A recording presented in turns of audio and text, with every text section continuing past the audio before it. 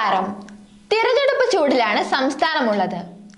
LDFും UDFും BJPയും ഒക്കെ തിരക്ക് പിടിച്ച പ്രചാരണത്തിലാണ്. വിജയം ഉറപ്പാക്കണമെന്ന ഒറ്റ ലക്ഷ്യം മുമ്പിൽ വെച്ചാണ് മുന്നണികളുടെ പ്രവർത്തനം.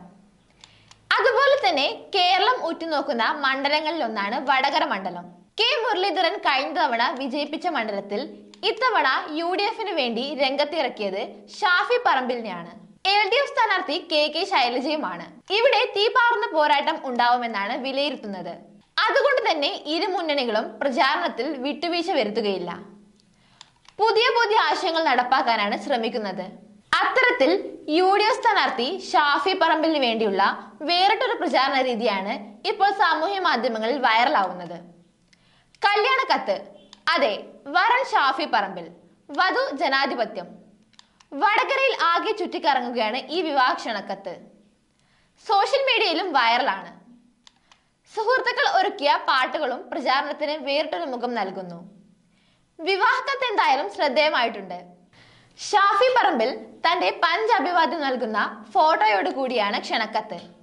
വരൻ ഷാഫി പറമ്പിൽ, വധു ജനാധിപത്യം. വോട്ടിംഗ് സുദിനം 2024 ഏപ്രിൽ 26 വെള്ളിയാഴ്ച. മുഹൂർത്തം പകൽ 7-നും 5-നും മധ്യേ.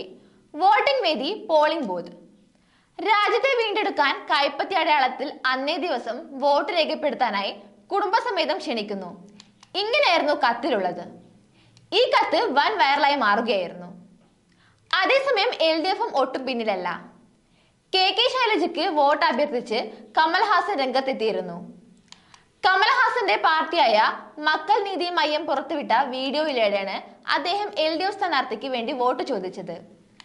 ലോകം പകച്ചു നിന്ന കാലത്ത് കരുത്തും നേതൃപാടവും കാഴ്ചവെച്ച നേതാവാണ് KK ശൈലജ എന്ന് കമൽഹാസൻ പറഞ്ഞു. നന്ദി.